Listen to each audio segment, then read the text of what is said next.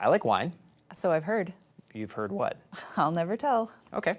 Well, joking aside, I enjoy a nice wine, but there's a lot to know, and I'm always up for learning more. Well, you're not alone. Personally, I'd probably like to learn more about craft beers than wine, but Laura Bain agrees with you. Here's her crash course in white wine. Picking out wine can be tricky, especially if you're blind or low vision and can't read descriptions or prices.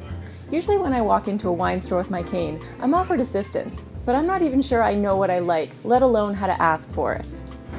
To get some guidance, I'm going to one of Halifax's best sources for all things wine, sommelier and co-owner of Obladee Wine Bar, Heather Rankin. We're here in front of the bar at Obladee. Hi, Heather. Hi. And you've poured some delicious white wines for us, which is what we're going to be trying today. First one I've poured today is a traditional method sparkling wine from Limoux in France. So what's the first thing I should do to try this? Well, the first thing is I'm going to correct your hand holding technique there, Laura. Okay, I've got my hand around the actual the bowl of the glass. Okay. Yeah. So I think a good practice is to hold a wine glass, if it has a stem, to hold it by the stem, and that just keeps the wine at a nice serving temperature. Where you get the most information about your wine is through the nose. That's both on the initial smell and also after we swallow and we exhale through the nose. We get some more information that way. So for sparkling wines like this, it's not an overpowering nose. It just smells nice and fresh. And it smells like apples to me. I don't know if that's a good observation. Okay. There's one more thing I'm getting off of the nose. Are you getting anything like breadiness or yeastiness off of that? Yeah, I did actually notice that it smelled a little bit beer-like at first sniff. Right, that brioche or bread characteristic is really important in sparkling wines, and it kind of hints to us at how long that wine may have rested on the lees in the cellar. All right, let's give it a sip. Okay.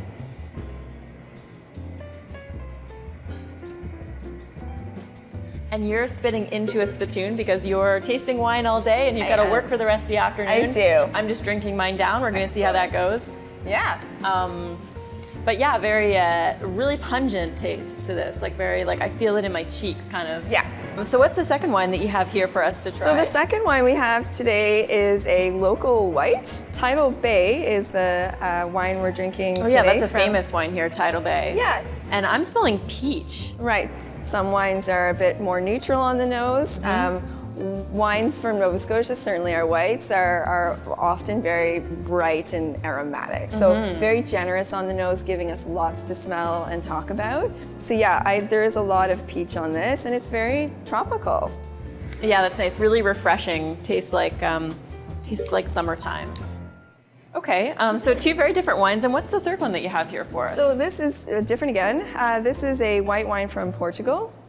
I chose this wine because it's made in a low intervention, more natural style. There's something that's not fruit that I'm smelling right off the top. So that's an important distinction because not all wines are fruity, right? And it's about finding what you do like. So if you like this kind of fruity wine from Nova Scotia, that's great. You can go into any shop and say, I don't know what I'm looking for, I don't recognize anything here, but I love like a fruity wine. So you called this a low intervention wine? A low intervention wine, yeah, simply means that there was not a lot done to the wine, not to the grapes that were growing in the vineyard and not in the wineries. All right, great. Well, I'm eager to try this one because it smells different from any white wine that I've smelled before. So let's give it a sip. Sure.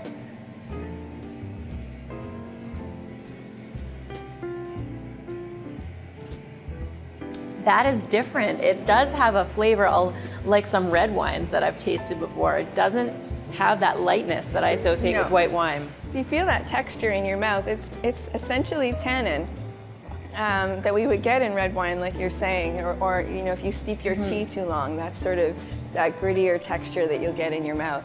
And that's a great indication of it being kind of a more food-friendly white.